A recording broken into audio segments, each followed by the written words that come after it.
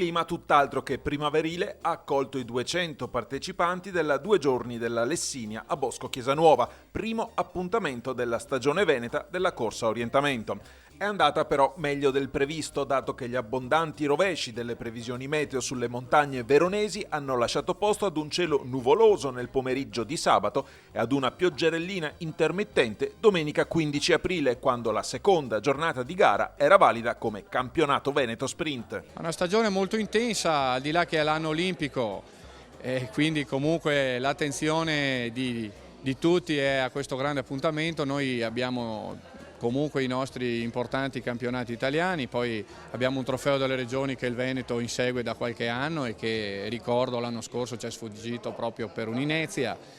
E poi abbiamo tutta l'attività regionale che, basta vedere il calendario, ferve veramente ogni domenica di appuntamenti promozionali, provinciali e regionali, e quindi diciamo che sotto questo profilo siamo soddisfatti. L'altopiano della Lessinia ospita da quasi 30 anni le gare con mappa e bussola, ma per l'occasione Stefano Zonato e Valerio Leso hanno realizzato un nuovo impianto cartografico nel centro storico di Bosco Chiesanuova. Abbiamo fatto la cartina del paese che è nuova e abbiamo fatto quindi la prova sprint.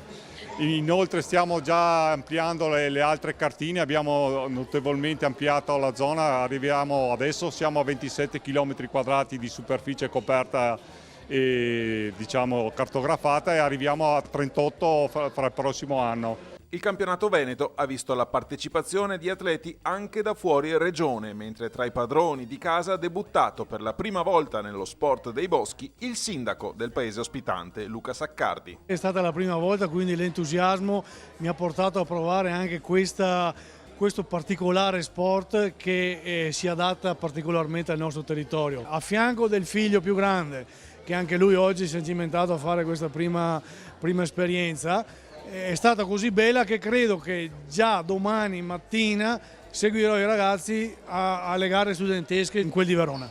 10 le categorie che assegnavano il titolo di campione veneto sprint. Nell'assoluta maschile lo scettro è andato ancora una volta nelle mani di Daniele Pagliari, già vincitore lo scorso anno a Treviso. Ho fatto delle scelte in sicurezza all'inizio e ho dovuto evitare un po' i tratti sterrati di Bosco, perché avevo delle scarpe con poco grip e per scelta tecnica non proprio azzeccata, e che mi hanno un po' condizionato sulle scelte, però sono stato abbastanza fluido. Ho commesso un grosso errore al terzo punto dove ho perso parecchi secondi, e dopo ho cercato di stare un po' comunque concentrato, e nella seconda parte di gara ho fatto molto bene, e un po' fiacco nel finale sulle ultime salite, però una buona parte tecnica nella seconda parte. Cambia regina invece la massima categoria femminile. Per il 2012 il titolo sprint è finito infatti nelle mani della trevigiana Cristina Betz, portacolori di una società emergente, l'Orienteering Tarzo. La gara abbastanza bene, non ero proprio in forma perché le ultime 2 settimane non ero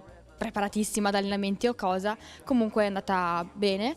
Ho sbagliato la scelta su un punto, la tratta lunga, ho fatto un po' un errore, ci avrei messo di meno facendo un altro percorso, ma comunque sono soddisfatta in generale della gara di oggi.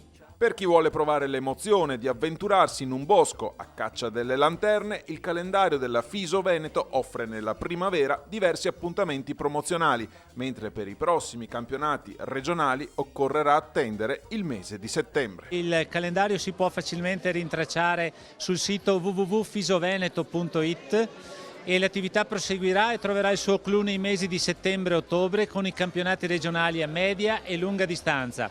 Si concluderà nel mese di novembre con le staffette, con una grande partecipazione triveneta in località di Aviano.